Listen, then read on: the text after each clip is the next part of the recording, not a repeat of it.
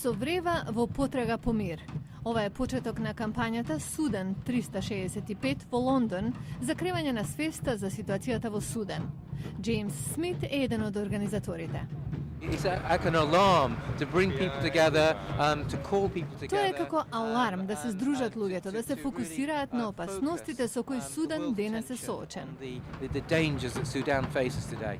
Една од тие опасности е како се распределува профитот од нафта и како ќе се спроведат првите избори во земјата по 24 години, што се очекуваат во април.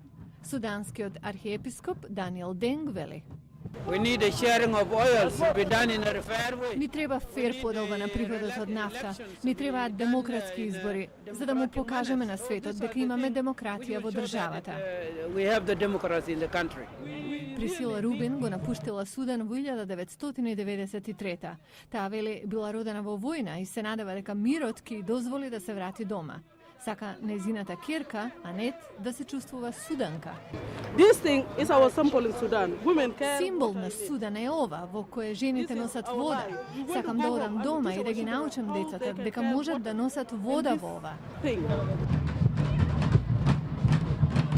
Тапанарите за оваа кауза не се огласуваат само од Лондон. Истото го прават во десетина други градови.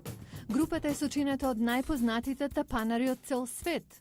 Надежта е дека владите ќе се поттикнат на акција на поддршка за Судан во, како што многумина веруваат, најкритичната година за иднината на земјата.